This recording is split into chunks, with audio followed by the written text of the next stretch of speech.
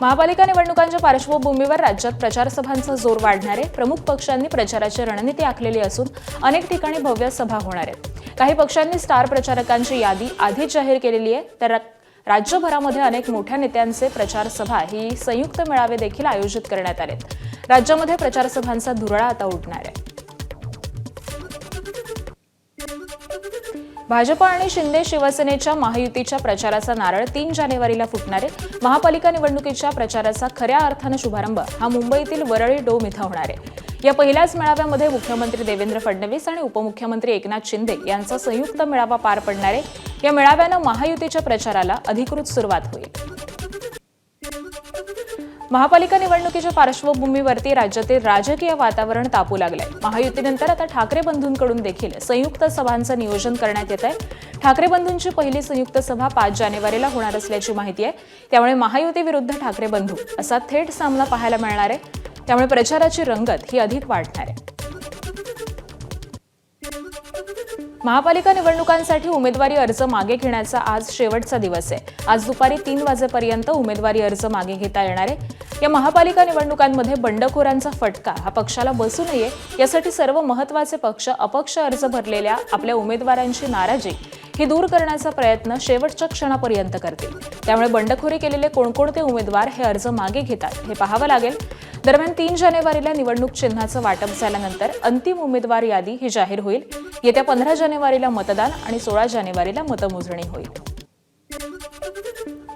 आज महापालिका निवडणूक अर्ज माघारी घेण्याचा शेवटचा दिवस आहे। मात्र सर्व राजकीय पक्षांनी युती आणि आघाडीतील मित्रपक्षांचा विचार न करता मोठ्या प्रमाणामध्ये एबी फॉर्म वाटलेले आहेत। त्यामुळे शेवटच्या दिवशी मित्रपक्षांच्या उमेदवारांच्या विरोधातील अर्ज हे मागे न घेतले गेले तर युती आणि आघाडी फक्त कागदावरच राहणार अशी परिस्थिती निर्माण झाली आहे।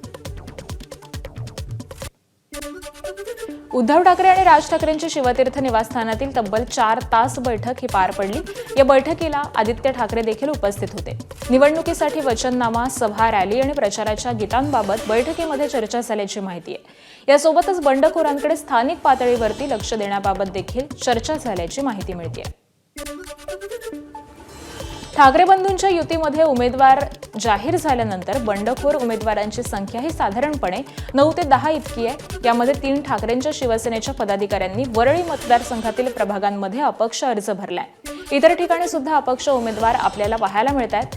हे आपला उमेदवारी अर्ज मागे घेणार की अपक्ष म्हणून उमेदवार ठाकरे बंधूंच्या युतीमध्ये डोकेदुखी ठरणार हे पाहणं आता महत्त्वाचं ठरेल। उपमुख्यमंत्री एकनाथ शिंदे यांच्या ठाण्यातील निवासस्थानी महत्त्वपूर्ण बैठक पार पडली। बैठकीला शिवसेनेचे खासदार नरेश म्हस्के, रवींद्र फाटक, राम रेपाळे, संजय मोरे असे ठाण्यातील महत्त्वाचे नेते उपस्थित होते। ठाणे निवडणूक प्रभारी भाजप आमदार निरंजन डावखरे, ठाणे जिल्हाध्यक्ष संदीप लेले हे देखील या बैठकीला उपस्थित होते।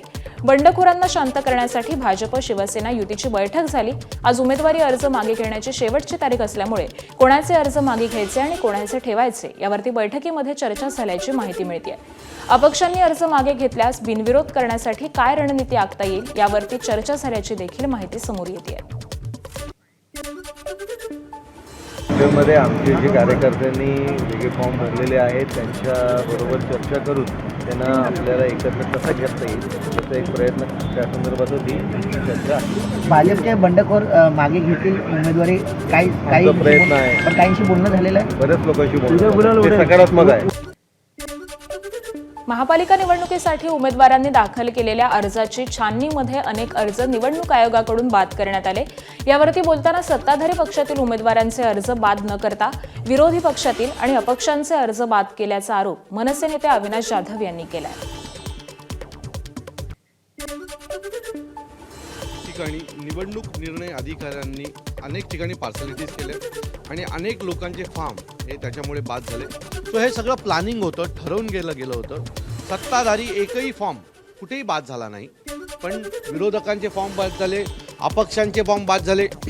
हे सगळं पाहता ही संपूर्ण निवडणूक यंत्रणा ही अतिशय वाईटरित्या चालवली जाते। मुंबई महापालिकेसाठी भाजपनं विधानसभेप्रमाणे नवी खेळी केल्याचं दिसतंय. शिवसेनेच्या बालेकिल्ल्यामध्ये शिवसेनेचे उमेदवार भाजपच्या चिन्हावरती निवडणूक लढवणार असल्याचं समोर आलंय. प्रभाग क्रमांक 168 मध्ये भाजपकडून आदित्य पानसेंनी उमेदवारी अर्ज भरला. मात्र शिवसेनेच्या अनुराधा पेडणेकर या अधिकृत उमेदवार असल्याचं पत्र भाजपनं निवडणूक आयोगाला पाठवलं. तर आदित्य पानसेंना पक्षानं एबी फॉर्म दिला नसल्याचा दावा भाजपनं केलाय. भाजपच्या या दाव्यामुळे आदित्य पानसेनं दाखल केलेला एबी फॉर्म हा बनावट आहे का असा सवाल आता उपस्थित होतोय. आगामी महापालिका निवडणुकीसाठी भाजपकडून प्रचारात नवे फंडे वापरण्यात येणार आहेत. मुख्यमंत्री देवेंद्र फडणवीस हे स्वतः मैदानामध्ये उतरत विविध पद्धतीनं प्रचार करणार आहेत. काही ठिकाणी जाहीर प्रचार सभा तर काही ठिकाणी प्रकट मुलाखती आणि समाजातील विविध घटकांशी थेट संवाद साधण्यावरती भर दिला जाणार आहे. विशेषतः निवडणुकीमध्ये युवा वर्गाशी थेट संपर्क वाढवण्यासाठी भाजपकडून खास रणनीती राबवली जाणार असून या नव्या प्रचार शैलीमुळे निवडणुकीत रंगत वाढण्याची शक्यता आहे. मुंबई महापालिका निवडणुकीच्या पार्श्वभूमीवरती शिवसेनेमध्ये बंडखोरीचा सूर हा अधिक तीव्र होताना दिसतोय. शिवसेनेच्या तब्बल 35 पदाधिकाऱ्यांनी नाराजी व्यक्त करत अपक्ष उमेदवारी अर्ज दाखल केल्याची माहिती हे सूत्रांकडून मिळतेय. या बंडखोरांची समजूत काढण्यासाठी पक्षातील वरिष्ठ नेते हे सक्रिय झालेले असून मंत्री आणि खासदारांकडून थेट संपर्क साधला जातोय. आज उमेदवारी अर्ज मागे घेण्याचा शेवटचा दिवस असल्यामुळे शिवसेना नेतृत्वाला बंडखोरी रोखण्यामध्ये यश येतं का याकडे सगळ्यांचं लक्ष लागलंय. ठाणे महापालिका निवडणुकीच्या पार्श्वभूमीवरती पक्षविरोधात काम करणाऱ्यांवरती कठोर कारवाईचा इशारा हा देण्यात आलाय. शिवसेनेच्या माजी महापौर मीनाक्षी शिंदे यांनी शिवसैनिकांना थेट इशारा दिलाय. उमेदवारी न मिळाल्यामुळे काही ठिकाणी नाराज उमेदवार अपक्ष फॉर्म भरून पक्षविरोधामध्ये काम करत असल्याचा आरोप त्यांनी केलेला आहे आणि अशा प्रकारची शिस्तभंगाची कृत्य खपवून घेतली जाणार नाहीत आणि संबंधित शिवसैनिकांवरती कठोर कारवाई केली जाईल असं मीनाक्षी शिंदे यांनी स्पष्ट केलं. मला असं वाटतं की केली पाहिजे, कारण जर पक्षविरोधी कारवाई बोलतात ती ह्यालाच बोलतात आणि ती आपल्याच उमेदवाराच्या विरोधात जर करत असेल कोण तर तेव्हा मला असं वाटतं की ही पक्षविरोधी कारवाई झाली पाहिजे.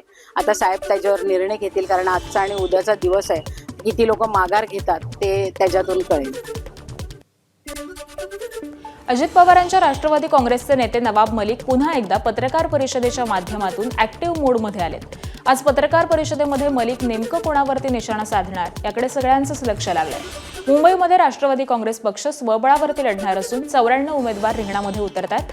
नवाब मलिक यांच्या आक्रमक भूमिकेचा पक्षाला निवडणुकीमध्ये फायदा होईल असा विश्वास व्यक्त केला जातोय. दुपारी 4 वाजता महिला विकास मंडळ सभागृहामध्ये ही बैठक पार पडणार. मुंबई महानगरपालिका निवडणुकीमध्ये काँग्रेसकडून मोठी तयारी सुरू झाली आहे. राहुल गांधींना प्रचाराच्या मैदानामध्ये उतरवण्याचा मुंबई काँग्रेसचा प्रयत्न आहे. मुंबईमध्ये राहुल गांधी यांचे 2 रोड शो आयोजित करण्यात आल्याची माहिती मिळते आणि त्याद्वारे मतदारांपर्यंत थेट पोहोचण्यावरती भर दिला जाणार आहे. पंतप्रधान नरेंद्र मोदी आणि गृहमंत्री अमित शहांच्या प्रचारसभांना उत्तर देण्यासाठीच हे रोड शो करण्यात येणार असल्याची माहिती आहे. महापालिकेच्या रणधुमाळीत भाजपनं मतदानाआधीच विजयाचा सपाटा लावलाय. मतमोजणीला अजून 14 दिवस बाकी आहेत. अर्ज मागे घेण्यासाठी अजून आजचा दिवस आहे. असं असताना निवडणुकीची प्रक्रिया ही पार पडण्यापूर्वीच महायुतीनं विजयाचा गुलाल उधळण्यास सुरुवात केली आहे. आतापर्यंत 19 नगरसेवक बिनविरोध निवडून आलेले आहेत. मालेगावमधून इस्लाम पार्टीची 1 उमेदवार वगळता सर्व उमेदवार 18 उमेदवार हे महायुतीचे आहेत आणि त्यात देखील सर्वाधिक उमेदवार हे भाजपचे आहेत. कल्याण डोंबिवली महानगरपालिका निवडणुकीचं मतदान होण्याआधीच भाजपची विजयी घोडदौड सुरू झाली आहे. रेखा चौधरी, आसावरी नवरे, रंजना पेणेकर आणि मंदा पाटील यांच्या पाठोपाठ आता पॅनल क्रमांक 24 मधील 24 ब वॉर्डमधून ज्योती पवन पाटील या भाजपच्या उमेदवार बिनविरोध निवडून आल्यात. ज्योती पवन पाटील यांच्या निवडीमुळे भाजपकडून बिनविरोध निवडून येणाऱ्या उमेदवारांची संख्या ही आता 5 वरती पोहोचलेली आहे. कल्याण डोंबिवली महानगरपालिकेमध्ये शिंदेंच्या शिवसेनेचा आणखी एक बिनविरोध विजय झालाय. पॅनल क्रमांक 28 अ मधून हर्षल राजेश मोरे यांची बिनविरोध निवड झाली आहे. सर्व अपक्ष उमेदवारांनी अखेर माघार घेतली. याआधी पॅनल क्रमांक 24 मधून रमेश म्हात्रे, विश्वनाथ राणे आणि वृषाली रणजित जोशी हे उमेदवार बिनविरोध निवडून आले होते. त्यामुळे कल्याण डोंबिवलीमध्ये शिवसेनेचे एकूण 4 उमेदवार बिनविरोध विजयी ठरले. तर बिनविरोध विजयी झालेल्या उमेदवारांचं उपमुख्यमंत्री एकनाथ शिंदेंनी अभिनंदन केलंय. तिन्ही नगरसेवकांचं एकनाथ शिंदे आणि श्रीकांत शिंदेंनी व्हिडिओ कॉलद्वारे अभिनंदन केलं. अमरावती महापालिका निवडणुकीमध्ये भाजप आणि युवा स्वाभिमान पार्टी युतीसमोर मोठा पेच निर्माण झालाय. आमदार रवी राणा यांच्या पक्षानं 87 पैकी 41 उमेदवार निवडणूक रिंगणामध्ये उतरवल्यानं भाजपमध्ये संभ्रमाचं वातावरण निर्माण झालंय. परिस्थिती शमवण्यासाठी महसूल मंत्री चंद्रशेखर बावनकुळे आज रवी राणांच्या घरी जाऊन बैठक घेणार आहेत. या भेटीमध्ये नामांकन मागे घेण्यासाठी चर्चा होणार असून अशा परिस्थितीमध्ये बावनकुळे यांची ही शिष्टाई किती कामी येते याकडे सगळ्यांचंच लक्ष लागलंय. नाशिकमध्ये भाजपच्या निष्ठावंतांना एबी फॉर्म मिळवण्यासाठी झगडावं लागत असताना ठाकरेंच्या शिवसेनेतून आलेल्या सुधाकर बडगुजर यांची मात्र चांदी झाली आहे. सुधाकर बडगुजर यांना भाजपकडून तब्बल 4 एबी फॉर्म मिळालेत. हे एबी फॉर्म बडगुजर यांनी पत्नी आणि मुलाच्या उमेदवारीसाठी वापरले. त्यामुळे भाजपच्या माजी नगरसेविका भाग्यश्री डेमसे आणि माजी नगरसेवक मुकेश शहाणे यांचा अर्ज बाद झालाय.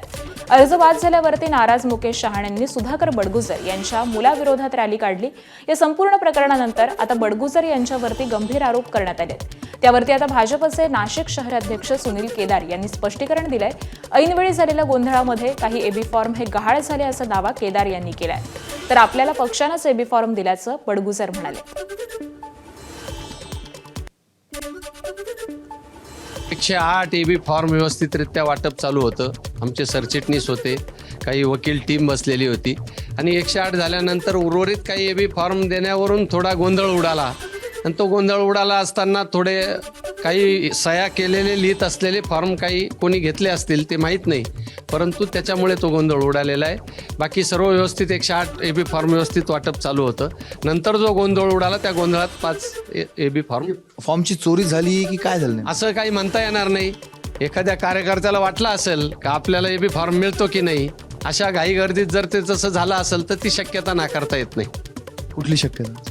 फॉर्म कोणी कार्यकर्त्यांनी एखाद्या इच्छुकांनी नेल्याची शक्यता नाकारता येत नाही. माझ्याकडे शहराध्यक्षांनी जे एबी फॉर्म दिले तेच मी भरलेले आहे. त्यांनी जे दिले आता कुठले मी तर पक्षामध्ये नवीन आहे. मला पक्षाने जे शिस्त सांगितलं त्या पद्धतीने मी डिग्रीज म्हणून जे सांगितलं त्या पद्धतीने एबी फॉर्म लिहायचं काम चाललेलं होतं. काही एबी फॉर्म दिल्यानंतर जे एबी फॉर्म आलेत ते पक्षाने दिलेले आहेत, अधिकृत दिलेले आहेत, त्यानुसार मी भरलेलं आहे. नाशिकमध्ये उमेदवारी न मिळाल्यामुळे नाराज झालेल्या इच्छुकांमध्ये अजूनही रोष कायम असल्याचं पाहायला मिळत आहे. या इच्छुकांची नाराजी पक्षाला अजूनही दूर करता आलेली नाही. तिकीट न मिळाल्यामुळे आक्रमक झालेल्या इच्छुक उमेदवारांनी पुन्हा एकदा शहराध्यक्ष सुनील केदार यांना घेराव घातला. निष्ठावंतांना डावलून इतरांना तिकीट देण्यात आल्याचा आरोप या इच्छुक उमेदवारांनी केला. त्यांनी जोरदार घोषणाबाजीही केली, तसंच केदार यांना जाब देखील विचारला. जळगाव महापालिका निवडणुकीमध्ये महायुतीचा उमेदवार बिनविरोध व्हावा यासाठी ठाकरे गटाच्या उमेदवारांवरती दबाव टाकल्याचा आरोप शिवसेना उद्धव गटाचे जिल्हा संपर्क प्रमुख संजय सावंत यांनी केलाय. पार्वताताईबाई भिल, सागर पाटील आणि आणखी एक उमेदवार हा बेपत्ता असून 3 उमेदवार नॉट रिचेबल आहेत. सावंत यांनी आरोप केला की सत्ताधारी पक्षाकडून धाक, प्रलोभन आणि अगदी किडनॅपच्या धमक्या देऊन ठाकरे गटाच्या उमेदवारांना उमेदवारी मागे घेण्यासाठी दबाव टाकला जातोय. नॉट रिचेबल असलेल्या उमेदवारांचे बरे वाईट होण्याची भीती देखील त्यांनी व्यक्त केलेली आहे. ताम दाम दंडभेद करून सत्ताधारी आपली सगळी ताकद वापरून उमेदवारांना पळवून नेण्यापासून किडनॅप करणं, त्यांना पैशाचं प्रलोभन देणं आणि अशा सगळ्या यंत्रणा वापरून त्या उमेदवारांना त्यांचे उमेदवारी अर्ज मागे घ्यायला लावतायत, नाहीतर धाकट तमाशातून त्यांना गायब करतायत. ही सगळी भयावह परिस्थिती जळगावमध्ये आहे आणि जळगावला भविष्यात घातक आहे. भिवंडी महानगरपालिका सार्वत्रिक निवडणुकीमध्ये भाजपनं विजयाचं खातं उघडलंय. माजी केंद्रीय राज्यमंत्री कपिल पाटील यांचे पुतणे सुमित पाटील हे बिनविरोध निवडून आलेत. प्रभाग समिती क्रमांक 17B मधून सुमित पाटील हे भाजपचे उमेदवार होते. मानसरोवर इथल्या निवासस्थानी विजय जल्लोष साजरा करत मुख्यमंत्री देवेंद्र फडणवीस यांनी फोन करून सुमित पाटील आणि माजी केंद्रीय राज्यमंत्री कपिल पाटील यांचं अभिनंदन केलं. हा विजय भिवंडीतील विजयाची नांदी ठरेल अशा शुभेच्छा फडणवीसांनी दिल्यात.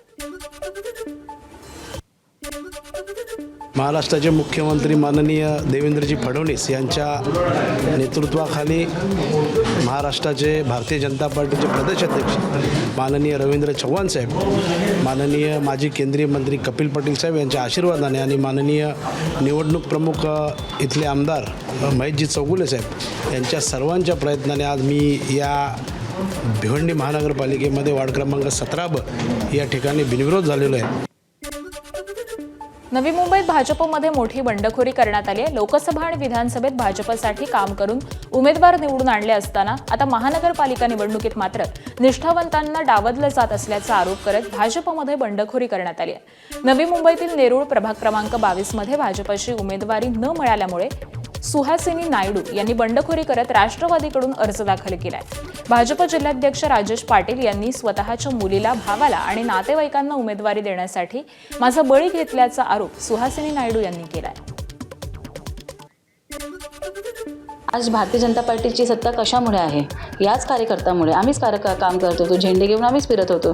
ज्यावेळी राजन विचारे साहेब पक्षात होते आणि म्हणजे विरोधात होते आणि ते मस्के साहेब उभे होते, त्यावेळी आम्ही भारतीय जनता पार्टीसाठी काम करत होतो आणि त्यांच्या लोकांना महायुतीत घेतली आणि मग नंतर ज्यावेळी मंदाताई उभे होते त्यावेळी आपल्या विरोधात जे काम करत होते त्यांना पक्षात घेतोय, त्यांना उमेदवारी दिली गेली. मग आम्ही निष्ठावंत काम केलं. आम्ही कुठेतरी निष्ठावंत असं तर किंमत आज आम्ही भोगत असं म्हणलं तर काही चुकीचं नसेल. पिंपरी चिंचवड महापालिकेमध्ये भाजपनं पुन्हा एकदा खातं उघडलेलं आहे. प्रभाग क्रमांक 6 मधील ब जागेवरती भाजपचे उमेदवार रवी लांडगे हे बिनविरोध निवडून आले. 2017 मध्ये राष्ट्रवादीचा बालेकिल्ला भेदत भाजपचं खातं उघडणारे रवी लांडगे यावेळी देखील बिनविरोध ठरलेले आहेत. अजित पवारांच्या राष्ट्रवादीचे उमेदवार निलेश सूर्यवंशी यांचा ओबीसी प्रमाणपत्रावरती आक्षेप घेतल्यानंतर अर्ज बाद झाला आणि त्यानंतर अपक्ष उमेदवार उरलेले होते. रवी लांडगे यांच्या पत्नी श्रद्धा लांडगे आणि प्रसाद ताठे यांच्या अर्जापैकी ताठे यांनी माघार घेतल्यानं रवी लांडगे सलग दुसऱ्यांदा बिनविरोध विजयी झालेत. प्रभाग क्रमांक 6 मधील सर्व तरुण, सर्व भारतीय जनता पक्षाचे कार्यकर्ते असतील, नेते असतील, सर्वांनी मनापासून पाठबळ दिल्यामुळं आणि आता शेवटचा फॉर्म प्रसाद ताठेंचा होता. त्यांनी मनाचा मोठेपणा दाखवून आमच्या विचारांशी एकनिष्ठ राहून काम करण्याचा निर्णय घेतलाय आणि प्रभागात विकासाचं नवीन स्वप्न घेऊन ते उतरल्यात.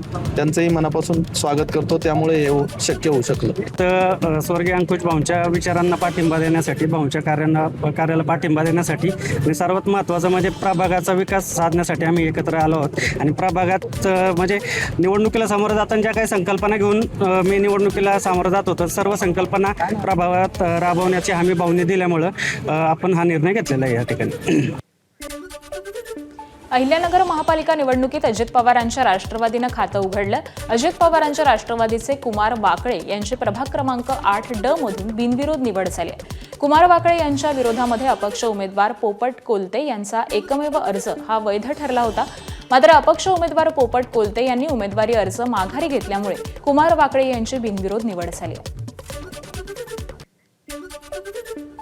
या राष्ट्रवादी काँग्रेस पार्टीमध्ये मी संग्राम यांच्या माध्यमातून काम करताना एक शाखा प्रमुख म्हणून या ठिकाणी काम केलं होतं. शाखा प्रमुखापासून उपशहर प्रमुख, नंतर शहर प्रमुख, नंतर राज्याचा उपाध्यक्ष युवकला आणि नंतर मी 2 वेळेस नगरसेवक झालो. एकदा अपक्ष निवडून आलो. तर पक्षाने मला एकदा सभागृह नेता केलं, संग्राम यांनी सभापती केलं. तर खूप एक आनंद वाटतो की तिसऱ्यांदा सुद्धा संधी आपल्याला या संग्राम यांच्या माध्यमातून मिळत आहे. जळगाव महानगरपालिका निवडणुकीमध्ये महायुतीला आणखी एक बिनविरोध विजय मिळालाय. वॉर्ड क्रमांक 9A मधील अपक्ष उमेदवार राहुल लोखंडे यांनी माघार घेतल्यामुळे शिंदेच्या शिवसेनेचे उमेदवार मनोज चौधरी हे बिनविरोध निवडून आलेत. जनतेनं आपल्याला विकास कामांवरती विश्वास दाखवल्यामुळे सलग 4थ्यांदा विजय मिळाल्याचं मनोज चौधरी यांनी सांगितलं असून त्यांनी महायुतीच्या सर्व नेत्यांचे आभार मानलेत. दरम्यान ठाकरे सेनेच्या चंद्रकांत सोनावणे यांचे पुत्र गौरव सोनावणे देखील बिनविरोध निवडून आलेले आहेत. वॉर्ड क्रमांक 18A मधून गौरव सोनावणे निवडणुकीसाठी उभे होते.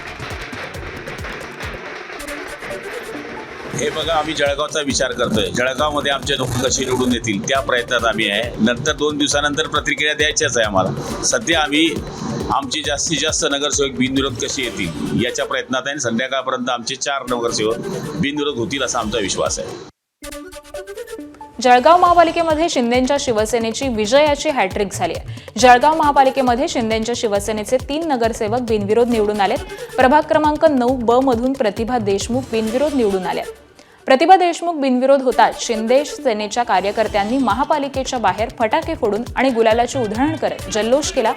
सध्याच्या स्थितीमध्ये जळगाव महापालिकेमध्ये भाजपचा 1 तर शिवसेनाचे 3 उमेदवार हे बिनविरोध झालेले आहेत. जळगाव महापालिकेमध्ये महायुतीचे आतापर्यंत 4 नगरसेवक हे बिनविरोध आले. त्यामुळे जळगाव महापालिकेमध्ये गुलाबराव पाटील यांची ताकद ही वाढल्याचं चित्र आहे. असं आम्ही सांगू इच्छित नाही, कारण की काही उमेदवार असतील, जर त्यांना खरंच पाठिंबा काही उमेदवारांनी दिला तर नक्कीच ही सुरुवात माननीय उच्च शिक्षित डॉक्टर गौरव सोनवणेच्या माध्यमातून झाली, दुसरी मनोज चौधरी झाले, तिसरी प्रतिभा देशमुख झाल्यात. नक्कीच येणाऱ्या काळामध्ये अशा प्रतिभा अजून पाहायला मिळतीलच आपल्याला. धुळे महानगरपालिका निवडणुकीच्या पार्श्वभूमीवरती भाजपचे काल 2 उमेदवार बिनविरोध निवडून आल्यामुळे विजयाचं खातं उघडलं होतं. आज माघार घेण्यासाठी पहिल्याच दिवशी प्रभाग क्रमांक 17 मधून सुरेखा उगले यांची बिनविरोध निवड झाली. त्यामुळे आता भाजपचे 3 उमेदवार निवडणुकीपूर्वीच विजयी झालेत. सुरेखा उगले यांच्या विरोधामध्ये उभ्या असलेल्या अपक्ष उमेदवार रेखा संजय बगदे यांनी माघार घेतल्यामुळे त्यांची बिनविरोध निवड झाली. भारतीय जनता पार्टीने प्रभाग 17 मधून मला जिल्ह्याचे पालकमंत्री सावंत, जिल्ह्याचे आमदार अनुकूल अग्रवाल, जिल्ह्याचे अध्यक्ष जिल्हाध्यक्ष प्रकाश शेख यांचं मी पहिले धन्यवाद मानते. माझी आज बिनविरोध पदी निवड झाली. मी सर्व श्रेय माझे पती चंद्रकांत फुले रावसाहेब यांचं श्रेय आहे. माझ्या पतीचं माझ्यावर खूप मोठं पाठबळ आहे. छत्रपती संभाजीनगर महानगरपालिका निवडणूक अर्ज छाननी प्रक्रियेदरम्यान झालेल्या एका गोंधळाचा व्हिडिओ हा सोशल मीडियावरती व्हायरल होतोय.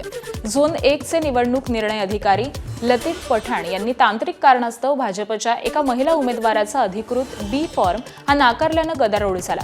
व्हायरल व्हिडिओमध्ये कार्यकर्ते लतीफ पठाण यांना जाब विचारताना दिसतात. आमच्या कर्मचाऱ्यांना दिलेला फॉर्म तुम्ही स्वीकारला, मग आता तो अर्जाला लावत का नाही? फॉर्म जोडायचा नव्हता तर तो परत का दिला नाही, असा सवाल कार्यकर्त्यांनी केला. पठाण यांनी आपली भूमिका मांडण्याचा प्रयत्न केला, पण आक्रमक कार्यकर्त्यांपुढे त्यांचा निभाव लागला नाही आणि या घटनेचा व्हिडिओ समाज माध्यमांवरती व्हायरल झालाय. यावेळेला तुम्हाला फॉर्म बी जरी तुम्हाला मिळाला असेल, तुम्ही त्या पक्षाचा उमेदवार म्हणून अर्ज भरणे बंधनकारक असतो, परंतु त्यांनी तसं केलेली नाही. जरी त्यांना असे अपक्ष म्हणून एक अर्ज भरल्यानंतर मग तुम्हाला विशिष्ट पक्षाकडून जर भरायचे असेल, त्याला वेगळं फॉर्मच पूर्ण फॉर्मच भरायची ते गरजेचं असतं. ते त्यांनी तसं केलेली नसल्यामुळे त्या पक्षाचं ते बी फॉर्म त्या उमेदवारासाठी वैध धरली गेली नाही. लातूर शहर भाजपमध्ये तिकीट वाटपावरून तीव्र नाराजी उफाळून आली आहे. उमेदवारी न मिळाल्यानं अनेक वर्षांपासून पक्षासाठी काम करणाऱ्या निष्ठावंत कार्यकर्त्यांनी उघडपणे बंडाचं निशाण फटकावलंय. आम्हीच खरे भाजपवाले असा ठाम दावा करत बाहेरच्या पक्षातून आलेल्या आयाराम उमेदवारांना तिकीट देण्यात आल्याचा आरोप कार्यकर्त्यांनी केला. तर दुसरीकडे जनसंघापासून पक्ष वाढवणारे जुने कार्यकर्ते तिकिटापासून वंचित राहिल्यानं असंतोष अधिक तीव्र झाला. तिकीट न मिळालेल्या नाराज नेत्यांनी बैठक घेऊन निवडणूक लढण्याचा निर्धार व्यक्त केलाय. आमच्या अधिकारावरती आणखी गदा येऊ देणार नसल्याचं देखील नाराजांनी म्हटलंय. महानगरपालिकेच्या निवडणुकीच्या धर्तीवर लातूर शहरातच नव्हे तर संबंध महाराष्ट्रामध्ये सर्व भारतीय जनता पार्टीच्या उमेदवारांच्या मनामध्ये एक प्रचंड खदखद आपण बघतोय. लातूर असेल, संभाजीनगर असेल, पुणे असेल, अशा उमेदवारांना आपण उमेदवाऱ्या दिल्या पक्षांनी की ज्यांनी भारतीय जनता पार्टीचे झेंडे पायाला बांधले, भारतीय जनता पार्टीचे झेंडे पायाखाली तुडवले, जाळले, पक्षाच्या विरोधात, मोदीजींच्या विरोधामध्ये वर्षानुवर्ष वक्तव्य केलं. अशा कार्यकर्त्यांना रात्रीतनं आयात करून पक्षानं उमेदवारी देण्याचं काम या ठिकाणी केलेलं आहे. त्यामुळे संबंध कार्यकर्त्याच्या मनामध्ये एक प्रचंड मोठी व्यथा, खंत, खदखद या ठिकाणी आहे आणि ती आपल्याला इथं बघायला मिळते. देशातील पहिली वंदे भारत स्लीपर ट्रेन कोलकाता ते गुवाहाटी दरम्यान धावेल अशी माहिती केंद्रीय रेल्वे मंत्री अश्विनी वैष्णव यांनी दिली आहे. लवकरच पंतप्रधान मोदी या स्लीपर ट्रेनला हिरवा झेंडा दाखवतील. 17 किंवा 18 जानेवारीपासून ही स्लीपर वंदे भारत सुरू होईल.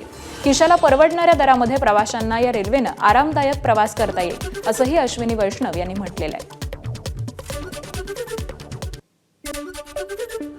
अगले 15 से 20 दिन के अंदर जनवरी डेट आपको मैं एग्जैक्ट दो चार दिन में पीएम साहब को रिक्वेस्ट किया हमने, तो पीएम साहब के यहाँ से बहुत वो क्लियर हो गया सब कुछ. करीब करीब अगले 15 से 20 दिन में इसका फर्स्ट ट्रेन का इनॉपरेशन चालू हो जाएगा. 15 से 20. सर मेरा सवाल ये है कि वंदे भारत स्लीपर की मोस्टली आप समझो 17 या 18 तारीख. 15 ऑगस्ट 2027ला देशात पहिली बुलेट ट्रेन धावणार अशी घोषणा केंद्रीय रेल्वे मंत्री अश्विनी वैष्णव यांनी केली. मुंबई अहमदाबाद या देशातील पहिल्या बुलेट ट्रेनचं काम हे वेगानं प्रगतीपथावरती आहे. अनेक ठिकाणी भुयारी मार्ग तयार करणं, रेल्वे रूळ टाकणं, विद्युतीकरण यासारखी कामं ही पूर्णत्वास गेली आहेत. हा वेग कायम राहिल्यास भारतातील पहिली बुलेट ट्रेन ऑगस्ट 2027 मध्ये धावेल असा विश्वास अश्विनी वैष्णव यांनी व्यक्त केलाय. एबीपी माझा, उघडा डोळे बघा नीट.